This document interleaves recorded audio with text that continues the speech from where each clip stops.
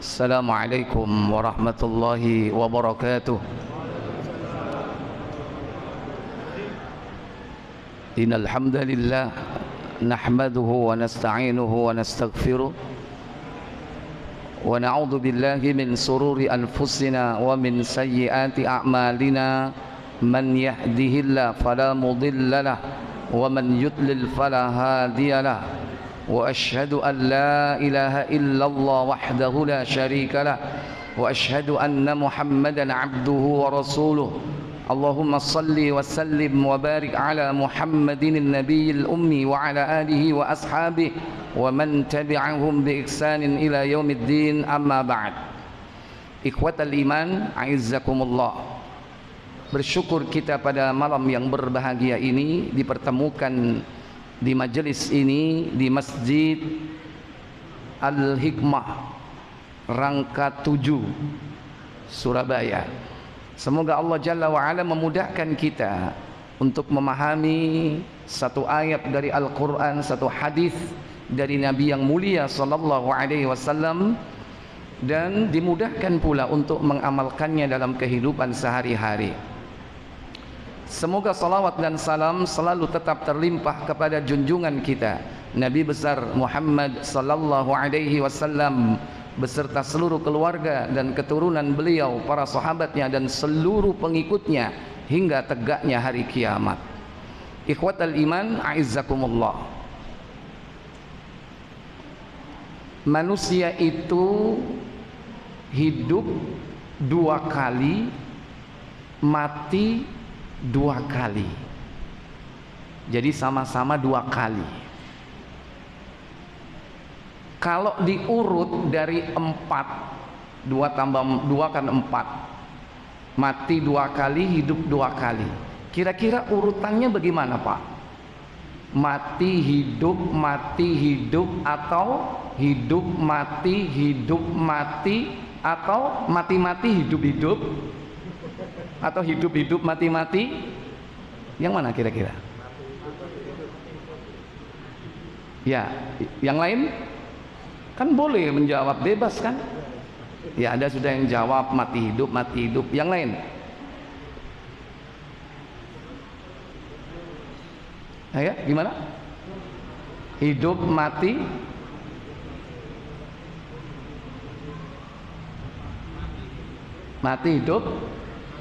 hidup mati gitu. Boleh-boleh aja kan menjawab pertanyaan kan yang dilontarkan, silakan ya, banyak alternatif gitu. Tapi bagaimana Al-Quran menjelaskan tentang hal itu? Buka surat Al-Baqarah surat kedua ayat 28. Allah Jalla Jalaluhu berfirman, kaifa takfuruna billahi wa kuntum amwatan fa ahyakum thumma yumitukum thumma yuhyikum thumma ilaihi turja'un. Ayat 28 ya. Apa kata Allah? Mengapa kamu kafir kepada Allah padahal kamu tadinya mati, lalu Allah menghidupkanmu, kemudian kamu dimatikan dan dihidupkannya kembali, kemudian kepadanya lah kamu dikembalikan. Iya. Kaifa takfuruna billah? Kenapa kau kafir, ingkar kepada Allah? Wa kuntum amwatan, padahal dulu kau mati. Fa ahyakum, kemudian kau kuhidupkan. Thumma yumitukum, kemudian kau kumatikan. Thumma yuhyikum, kemudian kau kuhidupkan kembali. Thumma ilaihi turja'un, dan hanya kepada kamilah kalian akan kembali. Jadi kalau menurut ayat ini yang benar apa tadi? Mati hidup. Nah sekarang kita lagi ngapain? Hidup keberapa? Kedua. Kan berarti ini jadi mayat hidup kok. Hah? Hidup keberapa ini? Hidup pertama, fase kedua. Berarti kemarin kita apa? Mati. Ketiadaan kita di alam dunia ini adalah kematian. Sekalipun bertemu antara spermatozoa dan ovum menjadi zigot, berkembang dalam rahim ibunya, dia belum dikatakan hidup. Walaupun jantungnya sudah berdetak,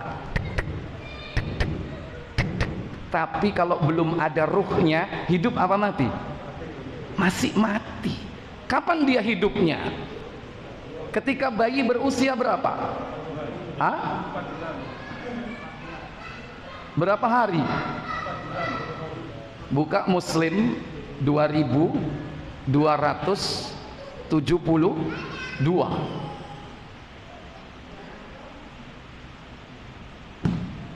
Bab tentang takdir, silakan.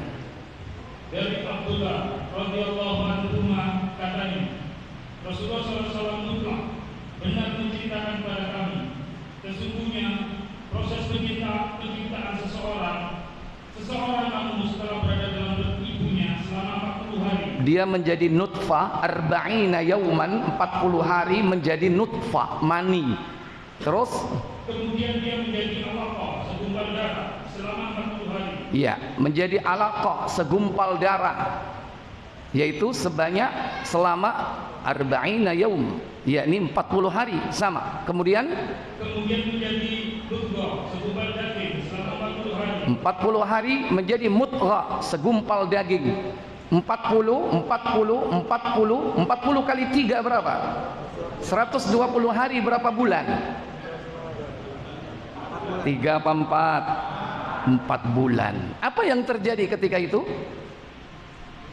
Kemudian diutus malaikat mengirimkan ruh. Tsumma yursalu ilaihil malak. Kemudian diperintahkan malaikat meniupkan ruh ke dalam janin itu.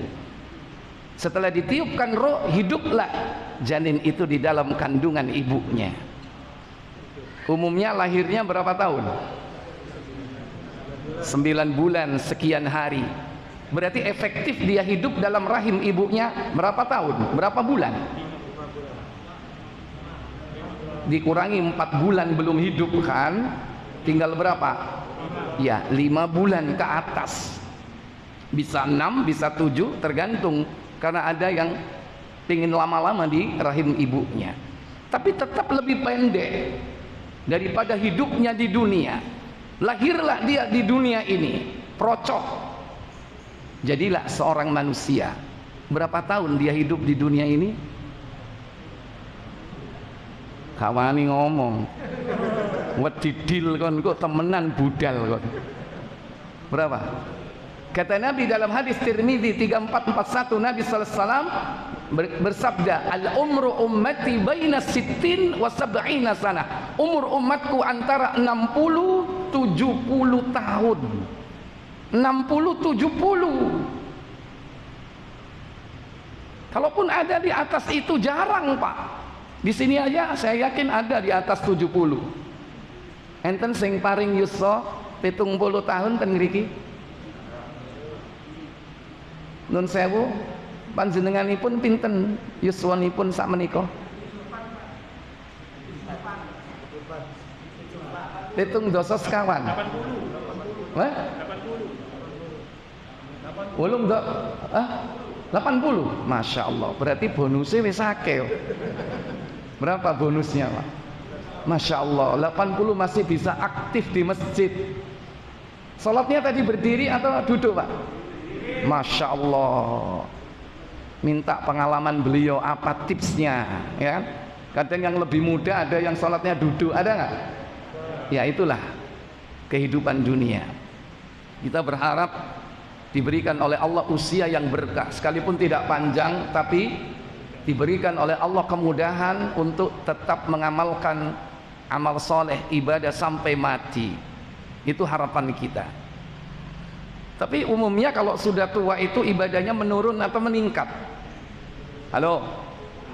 Poso wis mulai gak kuat, maca Quran ambekan mengkis. Ayo, munggah apa mudun?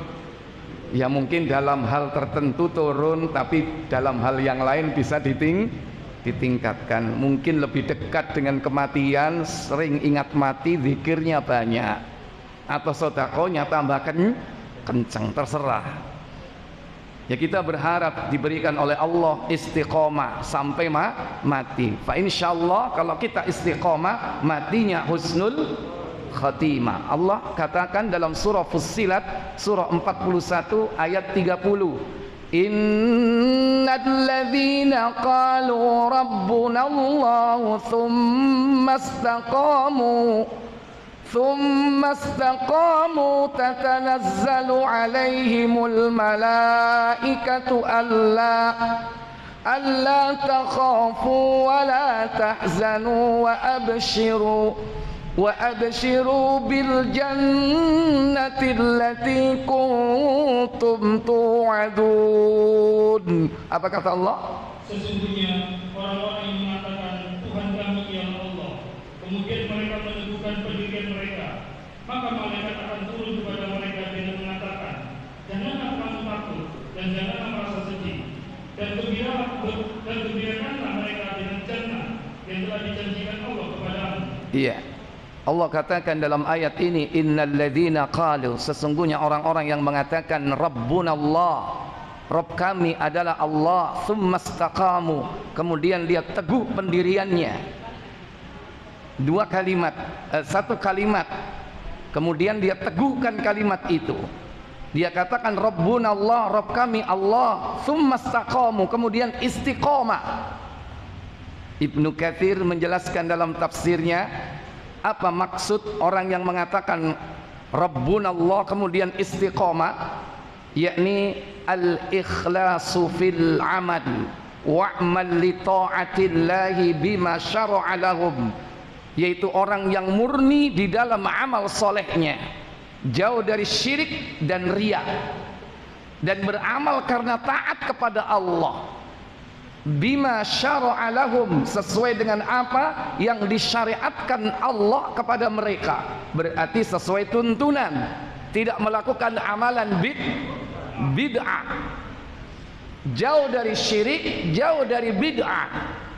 Orang inilah yang insya Allah kelak diberikan oleh Allah husnul khatimah. Tatanazzalu alaihimul malaika, maka para malaikat akan turun kepadanya. Lebih lanjut Ibnu Katsir menjelaskan, yakni saat kematian malaikat itu akan turun kepadanya dan mengatakan 3 kalimat. La takhaf, jangan takut. Jangan takut terhadap perkara apa? Akhirat yang akan dihadapi. Apa yang akan dihadapi? Perkara akhirat mulai dari yaumul ba'ts, hari kebangkitan, yaumul mahsyar, hari dikumpulkan, yaumul hisab, hari diminta pertanggungjawaban, dihisab, yaumul mizan, hari ditimbang amal dan baik dan buruk. Setelah itu yaumul haud, hari telaga, Nabi menunggu di telaga untuk menikmati airnya, dipanggil kaum muslimin, halummu, ayo sini kemari. Tapi banyak orang yang terusir nanti dari telaga beliau. Siapa mereka? Nanti itu akan kita bahas pada pertemuan yang akan datang. Masih panjang perjalanan akhirat. Setelah itu fase yaumus sirat, hari meniti sirat. Setelah itu barulah 2 pilihan, yaumul jaza, al jannah awin nar, surga atau neraka. Pilihannya cuma itu, nggak ada pilihan ketiga. Nah, kata malaikat, jangan kau takut. Yang kedua, la tahzan, jangan kau sedih. Sedih terhadap perkara apa? Perkara dunia yang ditinggalkan di masa lalu. Kalau jangan takut yang di depan, kalau jangan sedih yang ditinggal.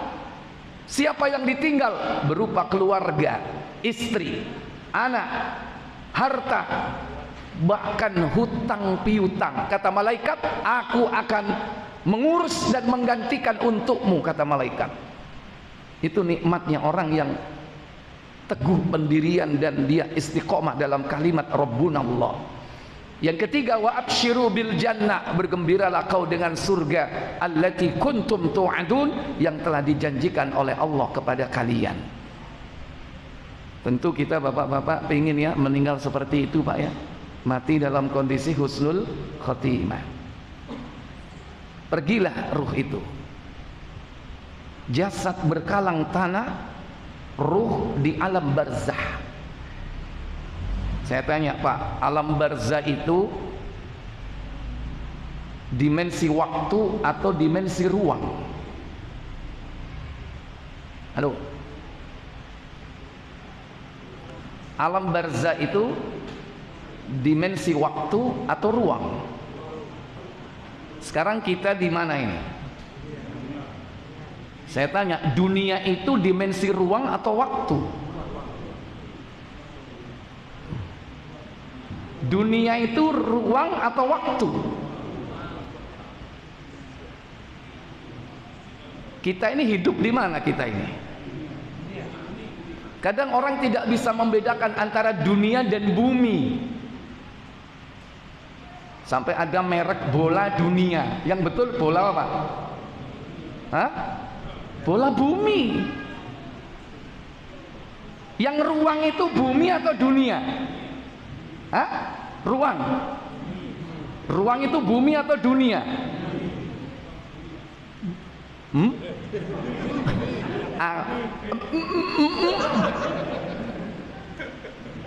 Dimulha bumi, ruang ini.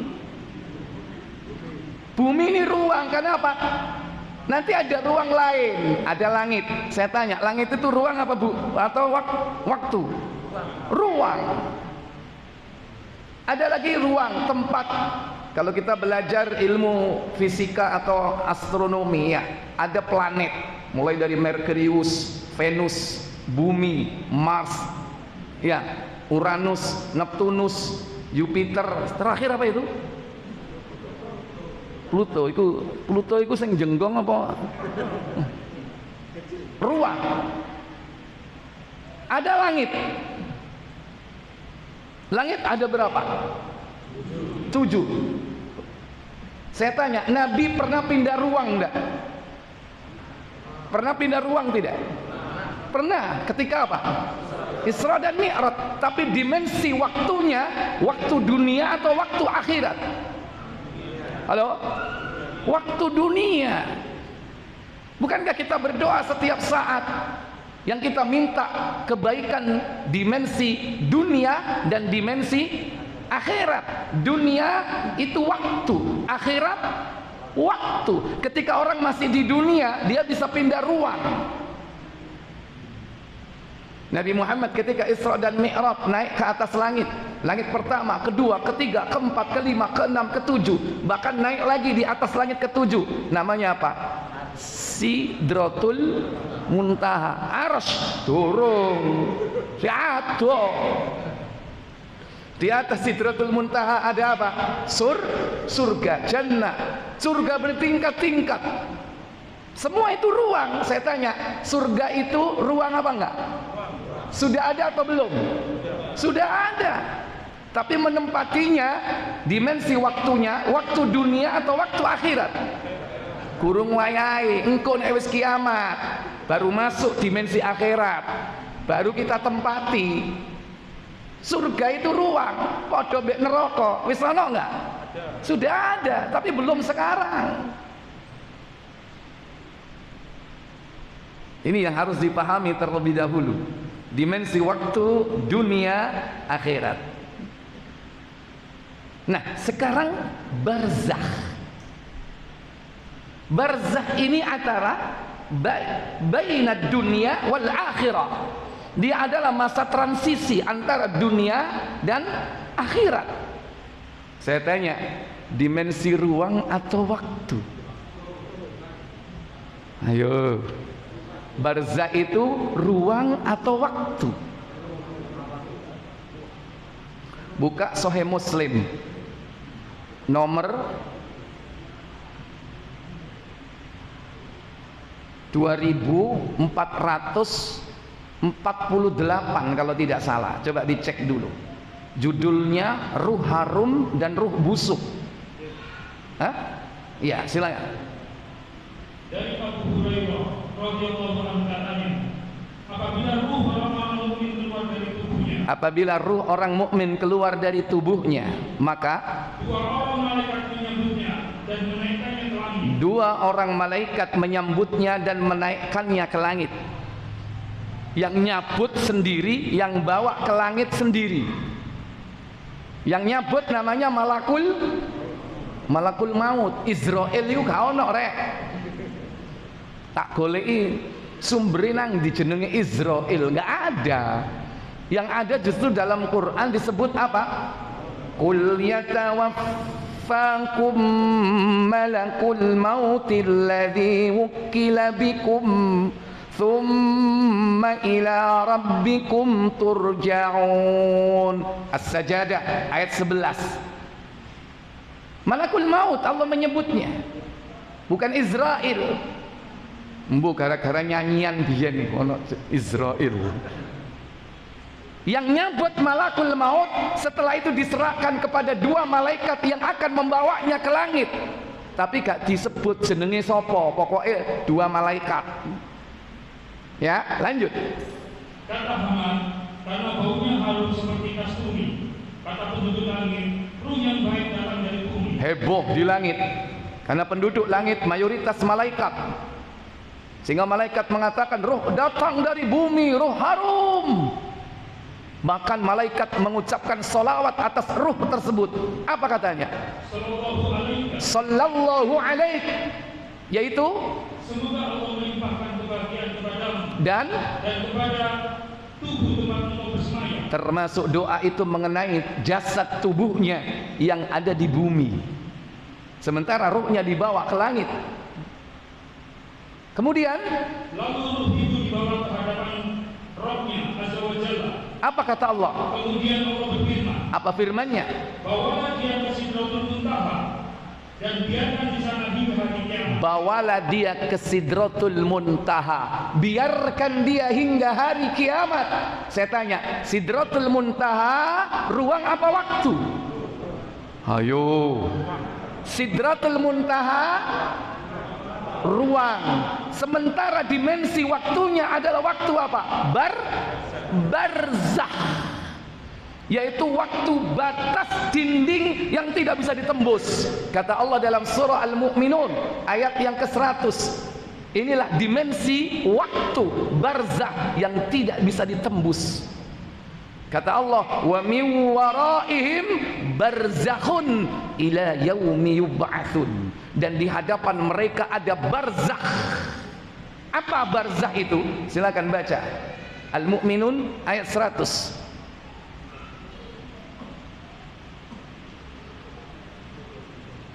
(23) suratnya ayat yang ke-100. Agar aku berbuat amal yang soleh terhadap yang telah aku tinggalkan. Kalla, sekali-kali tidak. Sesungguhnya itu adalah perkataan yang diucapkannya saja. Iya. Dan di hadapan mereka ada dinding sampai hari mereka dibangkitkan. Iya, di hadapan mereka ada barzakh, dinding, batas.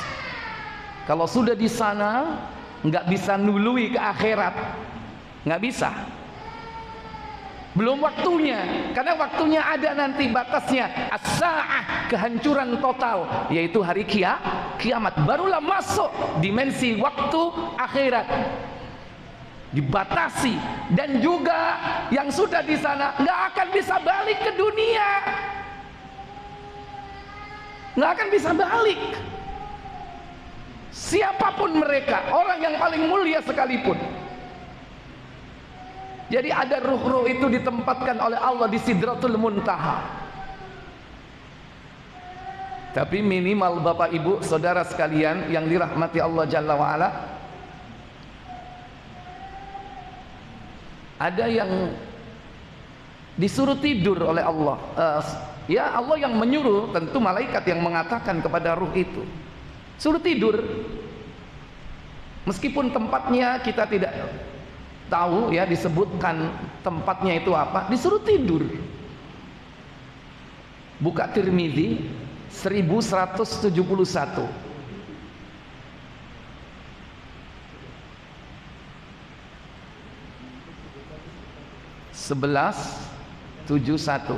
Insyaallah.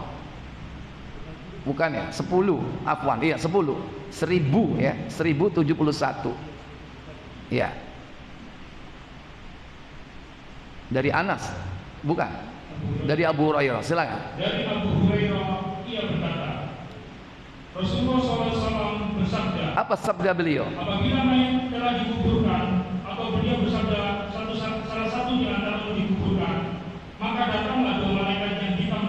Iya, ketika berada di alam barzah, ruh itu nanti didudukkan oleh Allah Jalla wa'ala. Jadi didudukkan itu bukan di kuburan. Beda loh ya, alam kubur dengan kuburan. Kalau alam kubur itu dimensi apa tadi? Waktu. Sama dengan alam barzah. Nama lain alam kubur, alam barzah, dimensi waktu. Kalau kuburan dimensi apa? Ruang, rangka.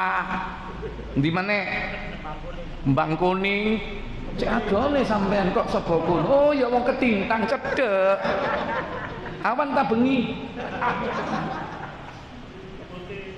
Keputih. Kuburan itu dimensi ruang. Tapi kalau alamul kubur dimensi waktu. Nah dia didudukkan di mana? Di alam kubur, bukan di kuburan. Nah di kuburan gak cukup. Pemenek di kotak zaman saiki gara-gara kena apa? Oh pilih apa lo nggone? Di alam kubur, di alam barzah.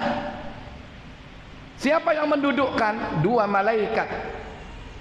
Yang kata Nabi menunjukkan sifat profilnya, yaitu apa? Aswadani azraqani, yang hitam dan biru atau hitam kebiruan. Supaya kenal sampean, engko nek ditekoi wong sing keliri wireng biru mungkar nggih. Jenengan mungkar. Nakir. Wanita sampean. Kata Nabi, siapa namanya? Salah satunya bernama Munkar dan yang kedua Nakir. Nah, kita perlu kenal itu nanti. Kalau kita didatangi oleh dua itu berarti Munkar Nakir. Apa kata Munkar Nakir? Kedua malaikat itu berkata, apa yang kamu katakan tentang lelaki ini? Yaitu Rasulullah Muhammad sallallahu alaihi wasallam. Kemudian mayit menjawab seperti sebelum dia mati, Muhammad adalah hamba dan utusan Allah. Aku bersaksi bahwa tiada zat yang berhak diibadahi selain Allah dan Muhammad adalah hamba dan utusan. Dia menjawab sesuai dengan ilmu dan iman serta amal yang dilakukan sebelum kematiannya. Gak iso dikai bocoran. Kadang-kadang wis mati dikai bocoran. Mayit sira bakal ditekani loro malaikat Munkar lan Nakir, bakal ditakoki man rabbuka sapa pangeranmu. Mongko jawaban pangeranku Allah. Wis mati di. Saiki model ana jokian. Gak ujian nasional tok ana joki. Mati lho ana jokine. Sik ono enggak ya? Hah? Ya. Orang bilang talqin ya. Talqin itu kalau sudah mati atau masih hidup? Nah, menjelang kematian itu harus ditalqin. Apa makna talqin? Dituntun. Lakinu mautakum la ilaha illallah. Talqin itu tuntun. Tuntunlah orang yang mau mati itu dengan kalimat la ilaha illallah. Kalau sudah mati, apalagi di kuburan, nggak bisa dituntun. Ya, ikhwatal iman a'izzakumullah. Jadi dia akan menjawab sesuai dengan ilmu, iman dan amal yang terjadi, yang dimiliki ketika dia hidup di dunia. Maka orang mukmin akan menjawab apa? Lanjut. Kedua malaikat itu berkata lagi, kami tahu engkau akan berkata begitu. Iya, jadi dia menjawab asyhadu an la ilaha illallah wa anna muhammadan abduhu wa rasuluh. Ini versi lain. Nanti dalam riwayat Al-Bara' bin Azib jawabannya panjang. Karena pertanyaannya juga cukup panjang. Baik. Maka malaikat melihat orang mukmin ini, dia akan bisa menjawab pertanyaannya, maka dia diberikan oleh Allah tabaraka wa taala yakni kesempatan untuk istirahat. Apa kata malaikat kepadanya? Kemudian diluaskanlah kuburannya. Diluaskan kuburannya sejauh apa? Lebar dan panjangnya 70 hasta. Sab'una dira'an, yakni 70 hasta. Nanti di Bara' bin Azib diluaskan sejauh mata memandang. Di sini 70 hasta, 1 hasta setengah meter. Kalau 70 berarti berapa? 35 meter. Lumayan. Tapi bukan di kuburan, di alam apa? Alam kubur atau alam barzakh. Nek nang kuburan heboh meneh nang kuburan ombo. Di alam kubur, di alam barzakh diluaskan minimal 70 hasta. Bagaimana bentuknya? Lanjut. Serta diterangi cahaya, lalu diucapkan kepadanya. Ada yang dikurangi, lebar dan lebar dan panjangnya 70 hasta. ojo dikurangi lebar dan panjangnya, berarti bentuknya apa? Lebar dan panjangnya 70 hasta, berarti bentuknya apa? Persegi atau bujur, sampai disifati seperti itu bentuk kubur yang diluaskan oleh Allah Jalla wa'ala bagi orang yang mampu menjawab pertanyaan mungkar nakir. Wa yunawwiru binurin, kemudian diterangi dengan apa? Serta diterangi cahaya, lalu diucapkannya kepadanya. Apa katanya malaikat? Tidurlah. Tidurlah. Tidurlah kata malaikat. Saya tanya, tidur itu apa, Pak? Istirahat. Orang istirahat itu karena apa, Pak? Lelah, capek, pegel. Berarti orang di dunia ini capek nggak, Pak? Capek nggak? Orang sholat itu capek nggak? Capek orang sholat itu. Kalau Bapak tetap giat itu karena iman. Sebetulnya capek nggak? Enak-enak turu ditangeni. As-sholatu khairum minan naum. Enak-enak nyambut gawe diceluk zuhur. Kak suwe mari ngono asar, mari nyambut gawe pegel maghrib diceluk maneh. Kak suwe maneh isya durung kok poso. Ana sing wajib, ana sing sunnah. Orang beribadah di dunia ini capek. Makanya orang kafir tuh nggak habis pikir lihat orang Islam bisa ibadah sehari 5 kali yang wajib. Dek itu loh sak minggu pisan, iku sering absen. Nggak nih godek-godek orang Islam kok iso yo. Beruntung dan berbahagialah kita dimudahkan oleh Allah Jalla wa'ala.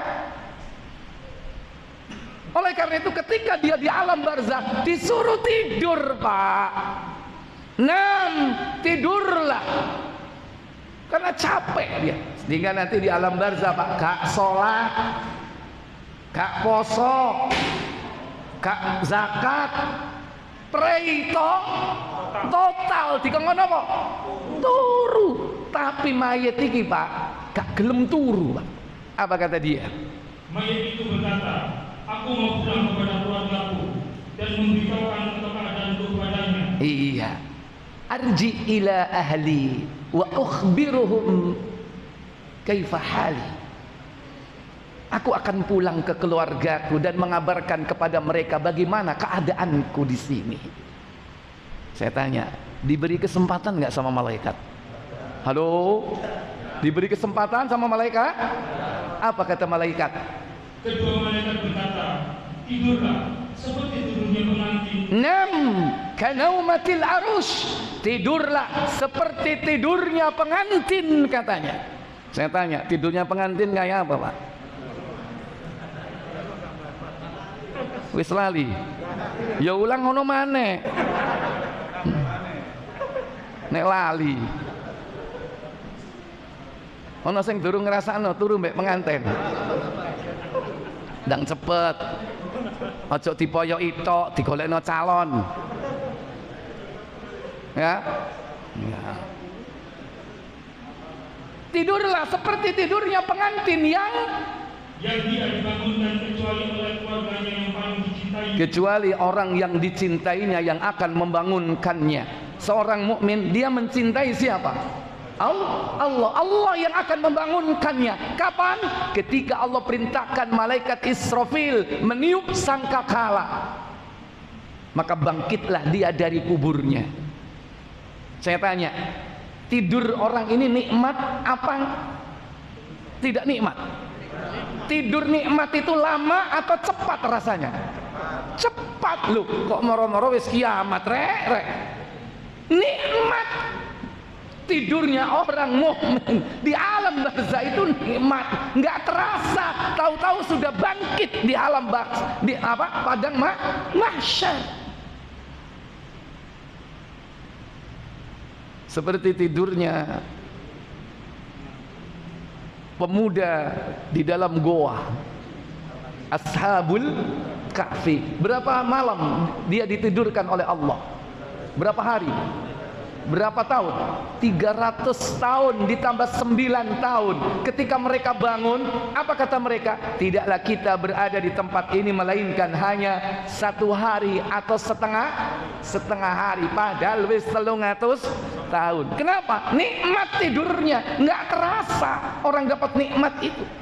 Berarti malaikat beri kesempatan nggak mayit orang mukmin yang dapat nikmat kubur ini pulang ke rumahnya? Enggak. Oleh karena itu enggak ada Pak keyakinan bahwa ruh itu pulang malam Jumat. Ada enggak?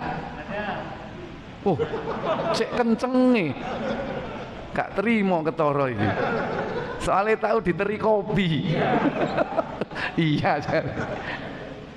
Ya, ada keyakinan tiap malam Jumat kirim donga. Dulu saya pernah itu nggak sengaja Pak, kayak isak lengser. Ono apeme, ono kopine, ono gelas isine kembang. Mari ono kembangnya dibuak nek isu. Ustadz kirim donga. Loh. Karo. Ya. Ini contoh keyakinan di negeri kita menganggap bahwa roh itu pulang di hari-hari tertentu. Bahkan ada anggapan di hari atau di hari-hari Ramadan itu pulang cuti besar itu. Makanya sampai dijemput nang bandara, akeh wong nang kuburan kok balik diterno meneh nang kuburan mana? Ada anggapan seperti itu. Jangankan ruh seperti ini, orang yang mulia, lebih mulia dari ruh ini. Ketika Allah sendiri meminta, ayo minta apa kamu? Ruh itu ternyata satu permintaan. Apa? Pengen balik ke dunia. Ruh siapa? Ruh para syuhada, orang-orang yang mati syahid. Buka tafsir Ibnu Katsir, surah Al-Baqarah, surat kedua, ayat 154. وَلَا تَقُولُوا لِمَنْ يُقْتَلُ فِي سَبِيلِ اللَّهِ أَمْوَاتٌ بَلْ أَحْيَاءٌ وَلَكِنْ لَا تَشْعُرُونَ. Apa kata Allah Jalla wa'ala? Terjemahkan dulu. Dan janganlah kalian mengatakan terhadap orang-orang yang gugur di jalan Allah bahwa mereka itu mati. Bahkan sebenarnya mereka itu hidup, tetapi kalian tidak menyadarinya. Iya, kata Allah, wala taqulu, jangan kau katakan limay yuqtal, terhadap orang yang terbunuh fi sabilillah, di jalan Allah, mati syahid, amwat, bahwa mereka mati, bal ahya, bahkan mereka hidup di sisi Allah, mendapatkan rizki dari Allah. Walakin la tash'urun, akan tetapi kalian tidak menyadarinya. Dijelaskan dalam tafsir, ruh para syuhada ini ditempatkan ke dalam perut burung-burung yang berwarna hijau. Yang burung ini setiap pagi terbang dia mencari makanan buah-buahan surga. Saya tanya, ruhnya ikut nikmat enggak? Ruhnya ikut nikmat. Di sore hari burung ini kembali hinggap di pelita-pelita di bawah arsy Allah. Itulah ruhnya para syuhada. Lantas Allah mendatangi ruh itu dan bertanya, wahai ruh para syuhada, minta kepadaku satu permintaan. Kata ruh itu, apalagi wahai Allah yang aku minta? Kau sudah memberikan nikmat yang tidak diberikan kepada yang lain. Tapi Allah selalu mendesak dia, didedes terus, ayo jalu, oh ayo tak kei. Apa yang diminta? Sudah ketemu? Silakan baca. Melalui ayat ini Allah SWT memberitahukan bahwa orang-orang yang mati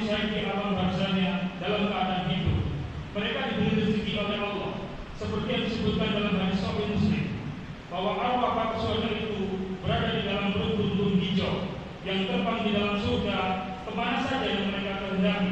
Saya tanya, ruhnya ditempatkan di perut burung-burung yang berwarna hijau. Karena jasadnya di mana? Jasadnya di mana? Di bumi. Jasadnya Hamzah di bumi. Jasadnya Ja'far yang syahid, terpotong kedua tangannya pada perang Mu'tah, yang nanti akan dijanjikan diganti dengan sayap, masih di bumi. Para syuhada jasadnya, ruhnya mulia. Dimensi waktunya waktu barzah, tapi dimensi ruangnya apa ini tadi? Di mana dia ditempatkan? Halo? Ya di perut burung. Burungnya di mana? Di surga dia ditempatkan. Surga ruang apa waktu? Ruang. Tapi dimensi waktunya waktu barzah, tidak bisa ditembus, tidak bisa mendahului ke akhirat, dan tidak bisa balik ke dunia. Baik, lanjut.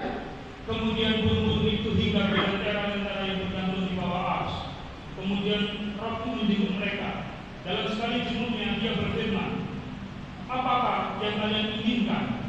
Mereka menjawab, wahai Roh kami, apalagi yang kami inginkan? Sedangkan Engkau telah memberi kami segala sesuatu yang benar-benar Engkau berikan kepada seorang pun di antara makhlukmu. Kemudian Allah memenang hal itu terhadap mereka. Manakala mereka didesak terus dan tidak ada jalan lain kecuali mengumumkan perintah-perintahnya. Akhirnya mereka berkata, kami menginginkan agar Engkau mengembalikan kami ke dalam kehidupan di dunia. Lalu kami akan berperang lagi di jalanmu, hingga kami gugur lagi karena membela Engkau. Mengingat mereka telah merasakan pahala dari mati syahid yang tak terperikan itu. Tapi apa kata Allah? Maka Allah berfirman, sesungguhnya aku telah memastikan bahwa mereka tidak dapat kembali lagi ke dunia sesudah mereka mati. Saya tanya, balik lagi nggak ke dunia? Ruh yang mulia pun nggak akan bisa kembali. Iku nek umpama sida balik melok perang maneh. Iku sing urip nang donya bingung iki sapa iki? Gak jelas ya kan? Moro-moro pedange muluk dhewe. Pakai jasadnya siapa? Ini menghancurkan keyakinan reinkarnasi, bahwa ruh itu tidak akan pernah kembali ke dunia. Sementara orang-orang kufar, kalangan musyrik, menganggap bahwa roh itu bisa menitis kembali. Nah ini hati-hati zaman saiki. Kadang-kadang wonge Islam, tapi keyakinannya sik gak karu-karuan. Iku roe sabdo palon niku. Sabdo palon noyo. Loh kok ero kok? Ya kan? Hati-hati itu. Iku roe anu iku Prabu Siliwangi iku. Nitis nang dhek. Wah, ini bahaya itu. Dan jelas akidah Islam itu jelas. Enggak ada roh kembali balik ke dunia. Karena sudah dikotak, nggak akan bisa dibox. Itulah dimensi waktu yang bernama barzakh. Nah di alam barzakh ini ada dua kemungkinan, yaitu nikmat dan azab. Nikmat kubur dan azab kubur. Dan manusia nanti di alam barzakh ini dibagi menjadi tiga kelompok besar. Pertama, mukmin. Kedua, kafir. Ketiga, munafik. Cuman tiga kelompok ini. Nah, orang-orang mukmin yang bersih dari dosa-dosa besar dan dosa-dosa kecilnya diampuni oleh Allah, dia pasti akan mampu menjawab pertanyaan mungkar dan nakir. Buka Abu Dawud 4753 insyaallah.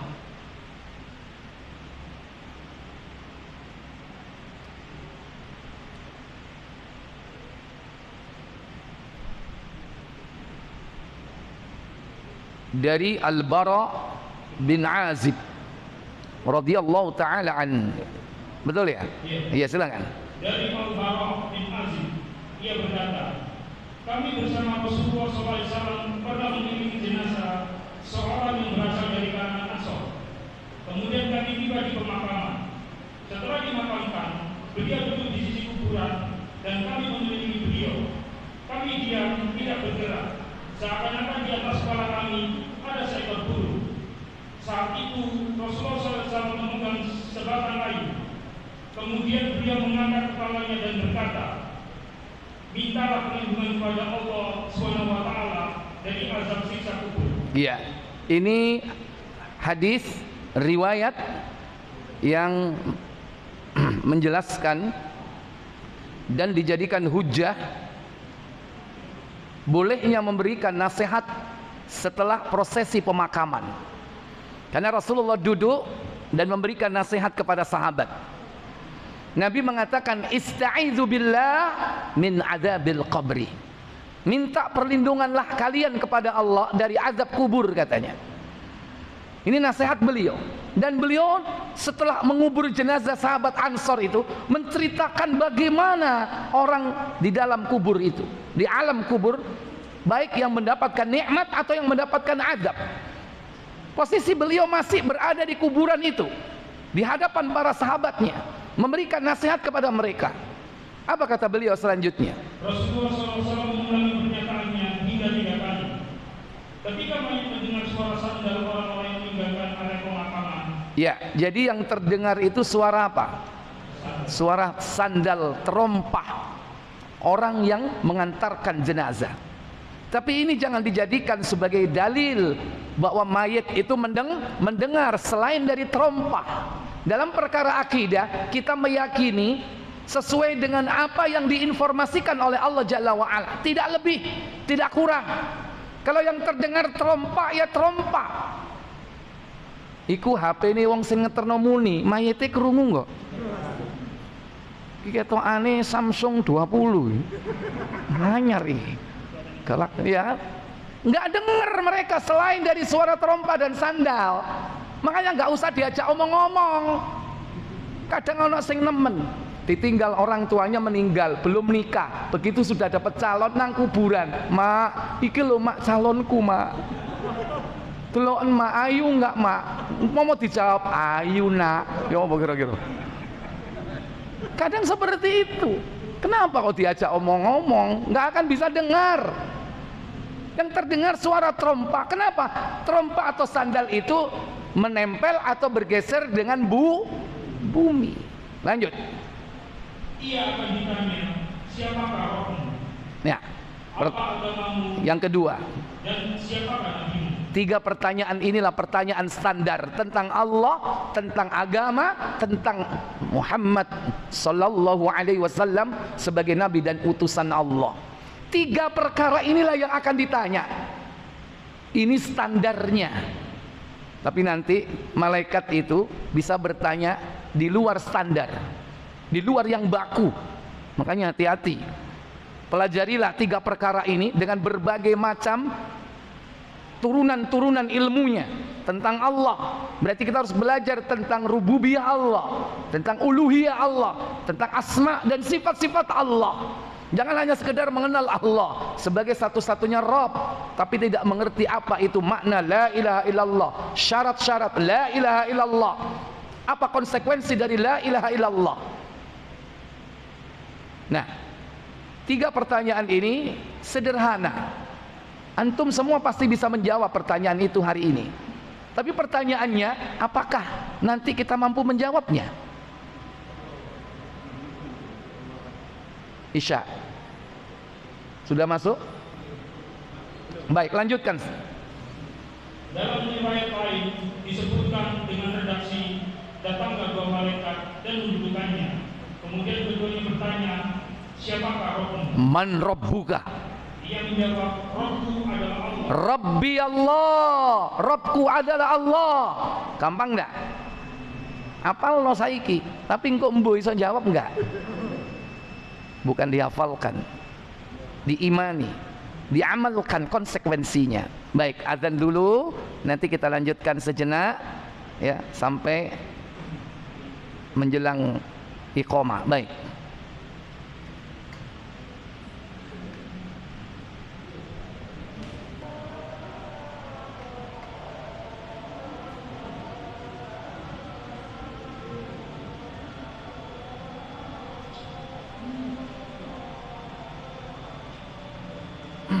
Baik para ibu, para bapak, saudara sekalian yang dirahmati Allah Jalla wa'ala.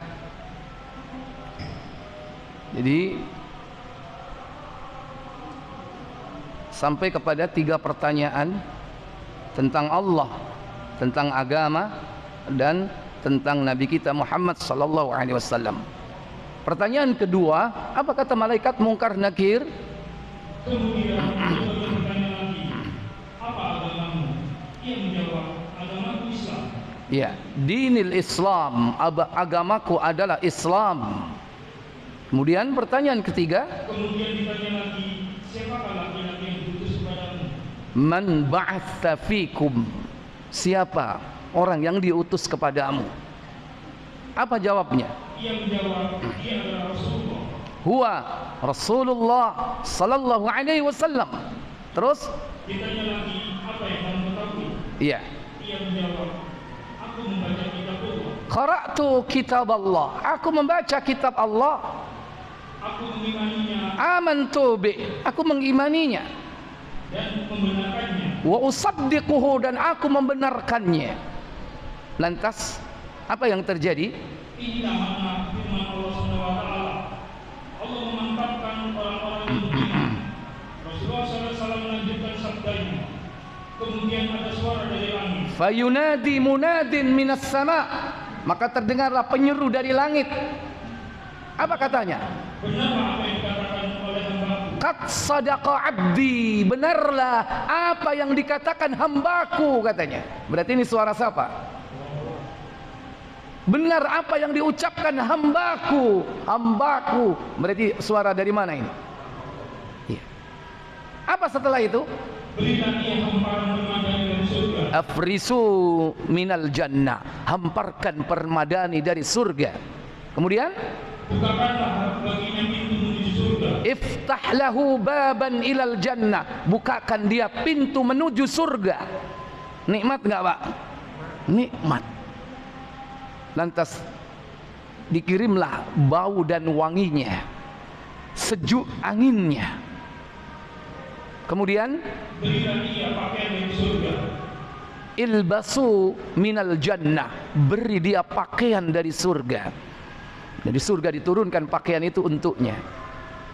Setelah itu Kemudian Nabi SAW berkata, saat itu didatangkan untuknya pewangian surga dan kuburnya diluaskan seluas mata memandang. iya, ifsah lahu qabrahu, kuburnya diluaskan madda basari. Ya, ini apa? Sejauh mata memandang. Tadi kalau dalam riwayat Abu Hurairah dalam Sahih At-Tirmidzi berapa tadi? 70 hasta. Ini sejauh mata memandang. Lebih panjang mana? Sejauh mata memandang. Apakah bertentangan? Tidak. Ini menunjukkan adanya grade, tingkatan. Paling sedikit 70 hasta, paling jauh sejauh mata memandang. Kemudian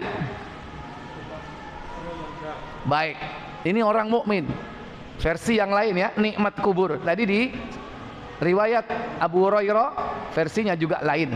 Semua ini adalah melengkapi satu dengan yang lain. Yang kedua, orang mukmin, orang kafir. Silakan. Kemudian Rasulullah SAW menjelaskan lagi, jika seorang yang kafir meninggal dunia, maka ruhnya akan dikembalikan kepada jasadnya. Saat itu datanglah dua malaikat dan menentukannya. Keduanya bertanya, siapa rohmu? Ia menjawab, aku tidak tahu. La adri, aku tidak tahu, katanya. Kok itu? Kurang nggak gitu jawabannya. Dikorupsi. Ya, diulangi. Coba supaya kita ini paham apa jawaban orang kafir itu ketika ditanya, man rabbuka, siapa Rabbmu? Ia menjawab, aku tidak tahu. Kok ngono? Dia teriak 3 kali, yaitu apa? Ha. Coba ha 3 kali. Ia menjawab, ha. Koyok nyebul lilin. Ini teriak betul-betul dia karena takut. Karena saking takutnya dia teriak sekencang-kencangnya. 3 kali teriakan itu jawaban orang kafir ketika ditanya, man rabbuka wa madinuka man bu'itsa fikum, siapa yang diutus kepadamu, bagaimana pendapatmu tentang Muhammad sallallahu alaihi wasallam. Dia teriak sekencang-kencangnya dan diakhiri dengan kalimat la adri, aku tidak tahu. Lantas apa yang dilakukan Munkar Nakir? Lanjut. Setelah itu terdengar suara dari langit, ia telah berbohong. Berilah hamparan berpandang dari neraka, berikanlah pakaian dari neraka, dan bukakanlah pintu neraka untuknya. Terus kemudian Rasulullah SAW melanjutkan sabda ini, setelah itu didatangkan untuknya rasa panas dan baunya neraka, dan kuburnya disempitkan hingga tulang belulangnya berjimpitan. Dalam riwayat yang lain disebutkan bahwa saat itu ia akan dibelenggu dalam kondisi buta dan bisu, disiksa dengan sebuah alat, dan jika alat tersebut digunakan untuk memukul gunung, maka gunung tersebut akan hancur menjadi debu. Iya, Munkar dan Nakir itu dibekali lahu mirzabah, mirzabatun min hadid, yaitu seperti palu godam yang terbuat dari besi, yang kalau palu itu dipukulkan di gunung, gunung akan hancur jadi debu. Itu dipukulkan di ubun-ubun orang kafir. Kira-kira dadi apa? Gunung dadi awu, danio menungso. Jangan macem-macem dengan Munkar Nakir ya. Cuman kadang akidah ini kadang dirusak. Anak-anak kita ini tidak kenal Munkar Nakir yang senjatanya adalah mirzabah. Mereka lebih kenal Thor. Rotor. Karo takok putumu. Ya kan? Rotor. Anak-anak kita yang ditonton The Avengers ya kan? Thor. Ini merusak akidah. Itu nyelemurno bahwa ada yang hebat adalah Thor. Padahal apa? Malaikat Munkar Nakir itu dibekali dengan mirzabah. Malaikat Israfil dengan apa? As-sur, yakni qarnun yunfakhu fi, dibekali dengan apa? Tanduk yang ditiup. Itu malaikat-malaikat. Adapun yang tadi membawa roh dibekali dengan kafan, ada yang dari surga, ada yang dari neraka. Dibungkus roh itu dibawa naik ke langit dalam riwayat yang lain. Ya, mukmin sudah, kafir sudah. Sekarang munafik, balik ke Tirmidzi 1071. Setelah itu selesai. Iya.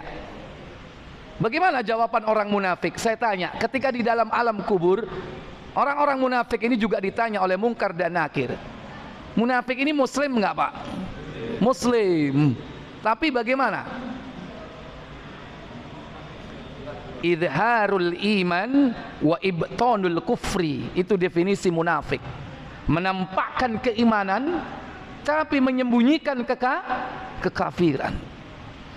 Jadi sebetulnya digolongkan yang mukmin apa yang kafir sebetulnya? Kafir. Nah, karena dia muslim, ketika ditanya Munkar Nakir, jawabannya dawa, Pak. Apa katanya? Kalau yang itu orang munafik, maka dia akan menjawab dengan berkata, aku mendengar orang-orang mengatakan demikian, maka aku pun mengatakan seperti yang mereka katakan. Ketika ditanya man rabbuka, siapa Rabbmu? Maka dia mengatakan sami'tu an-nasa yaqulu kadza wa kadza wa aqulu kadza wa kadza. Aku mendengarkan manusia mengatakan begini dan begitu, maka aku pun mengatakan begini dan begitu. Berarti apa orang ini? Hah?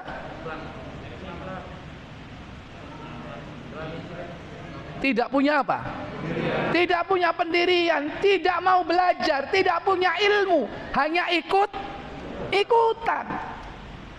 Reng munafik riya noro bunte. Apa iku rek? Mbuh, pokoke ngono. Makanya ketika ditanya man rabbuka wa ma dinuk wa man nabiyuka, dia jawab sami'tun nasa aqulu yaqulu kadza wa kadza wa aqulu kadza wa kadza. Aja dihafalno. Oh jawabane dihafalno. Kepengin jawab ngono ta sampean? Aja. Ya. Lanjut.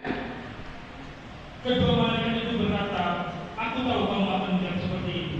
Lalu dikatakan kepada bumi, jepitlah dia. Maka bumi menjepitnya sehingga tulang rusuknya remuk.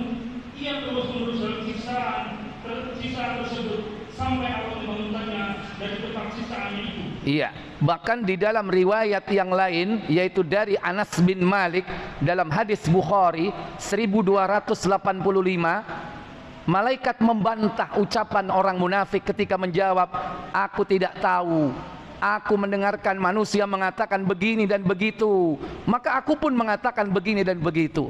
Maka malaikat mengatakan, la daraita wala talaita. Kenapa kau tidak mau belajar, tidak mau mempelajari dan membaca, katanya. Jadi hidupnya untuk apa? Untuk mencari dunia. Tidak mau belajar din agama ini dengan baik, sehingga akhirnya dia tidak mampu menjawab pertanyaan mungkar dan nakir. Inilah malam pertama di alam barzakh. Setiap manusia pasti akan mengalami, yakni fitnah kubur ini, kecuali orang-orang yang mati syahid.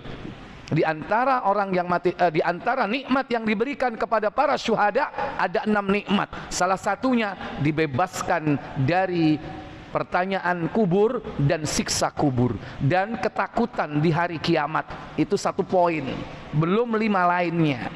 Insya Allah nanti kita akan bahas pada pertemuan yang akan datang jika ada waktu. Semoga Allah memudahkan kita, memberi kita kesehatan, berikan kita kemudahan, dan semoga Allah memudahkan kita pula untuk mengamalkan ilmu yang sudah kita ketahui bersama. Saya pikir cukup sampai di sini. Semoga bermanfaat. Wa akhiru da'wana walhamdulillahirabbil alamin. Subhanakallahumma wa bihamdik asyhadu an la ilaha illa anta astaghfiruka wa atubu ilaik. Wassalamu alaikum warahmatullahi wabarakatuh.